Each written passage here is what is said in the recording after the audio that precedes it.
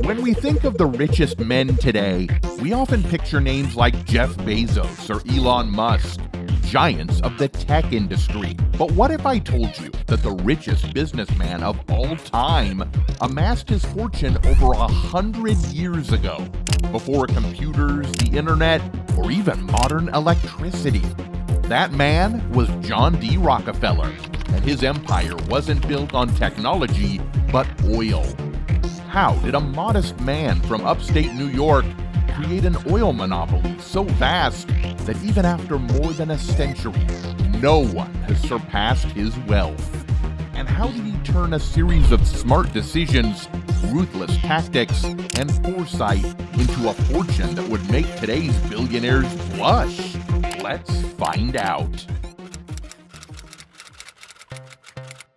Born in 1839 in upstate New York, Rockefeller was the eldest son of a traveling merchant who sold miracle medicines that were as questionable as they were profitable.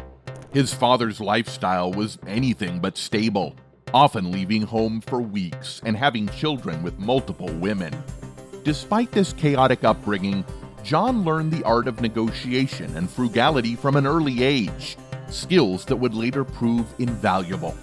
As a boy, Rockefeller did whatever he could to support his family, whether it was raising chickens or doing odd jobs around the neighborhood. By the time he was 16, he was already known for his sharp business sense. But what was the real turning point in Rockefeller's journey to success? It came when his family moved to Cleveland, Ohio in 1854, and young John got his first real taste of formal education and his first real job.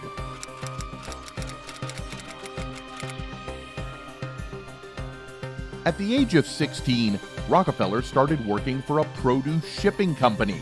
His pay, a meager 50 cents a day. But despite the small wages, Rockefeller was gaining something far more valuable: experience. He quickly learned the ins and outs of business operations, managing shipments, handling clients, and negotiating deals. After 2 years, when his employer refused to give him a raise, Rockefeller did something bold. He quit and started his own business. With a $4,000 loan, a huge sum at the time, Rockefeller began trading in commodities like grain and meat. And what was the outcome of his first year in business? A revenue of $500,000 in sales. Even though Rockefeller only pocketed a fraction of that, it was clear that he had a keen understanding of supply and demand. But the real game changer came in 1859, when something was discovered that would alter the course of his life forever: oil.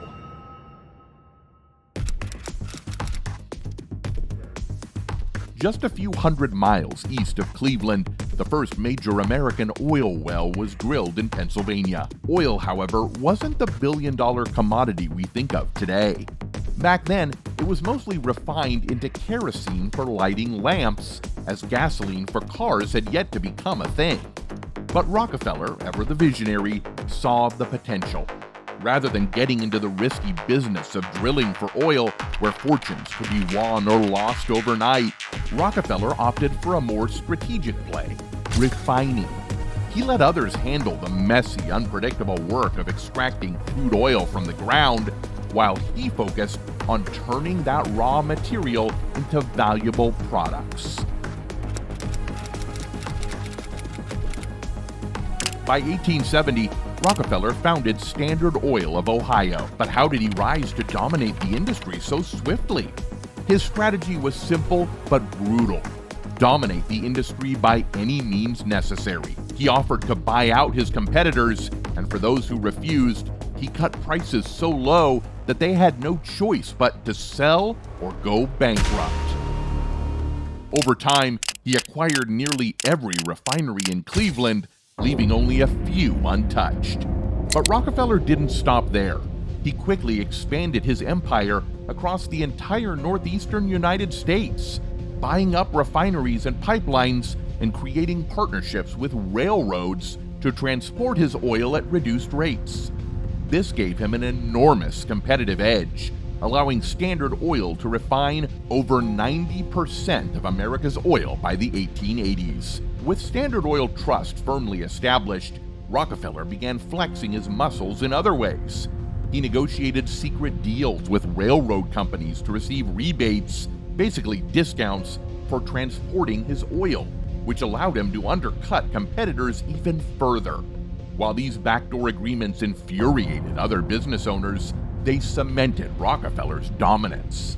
By the late 19th century, Rockefeller's empire had grown so vast that it controlled everything from oil production to distribution.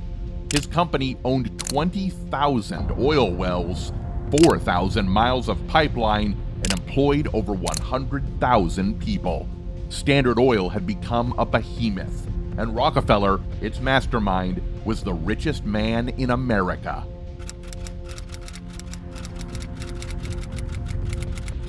In 1890, the U.S. government passed the Sherman Antitrust Act, designed to prevent monopolies like Standard Oil from existing.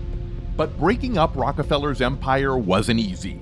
The structure of Standard Oil was so complex, with so many subsidiaries and partnerships, that it took the government years to figure out how to dismantle it. Finally, in 1911, the Supreme Court ruled that Standard Oil had to be broken up into 34 separate companies. But here's the kicker. This was actually a huge win for Rockefeller. But how exactly? You see, when the company was split, Rockefeller retained his shares in all 34 new companies, many of which went on to become giants in their own right, such as ExxonMobil and Chevron. These companies would eventually merge, grow, and evolve, further solidifying Rockefeller's lasting impact on the global energy market. In the end, the breakup of Standard Oil only made Rockefeller richer. By the time of his death in 1937, his net worth was estimated at $400 billion in today's money, making him the wealthiest businessman who ever lived. But it wasn't just about oil. Rockefeller's pioneering tactics, whether through vertical integration, price cutting to eliminate competition, or making strategic partnerships, set the blueprint for how modern corporations operate today. From Amazon to Apple, we see the echoes of Rockefeller's business strategy in almost every major corporation that dominates the world today.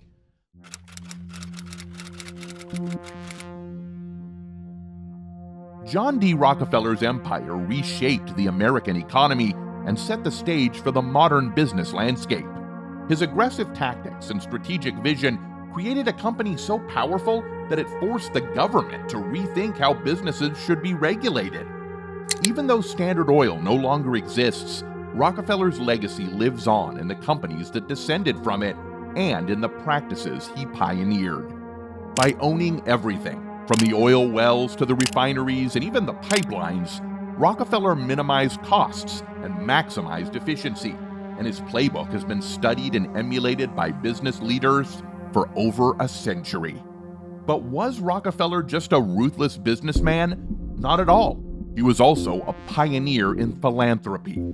By the time of his death, he had donated over $500 million, equivalent to billions today, to various causes, funding educational institutions, medical research, and scientific advancement. His Rockefeller Foundation continues to impact the world, funding efforts in public health, education, and social reform. Notably, his contributions helped establish the University of Chicago and the Rockefeller Institute for Medical Research, now Rockefeller University, both of which have become world-renowned institutions. And that, ladies and gentlemen, is how John D. Rockefeller built his trillion-dollar oil empire. In a time when many oil men were focused on the thrill of striking oil, Rockefeller was thinking long-term, from revolutionizing the oil industry to becoming the first billionaire of America. Rockefeller's story is not just one of immense wealth, but of bold decisions, innovation, and shaping the future. If you enjoyed this video, be sure to like, comment, and subscribe to the channel for more incredible tales of titans who've shaped the world as we know it. Thanks for watching.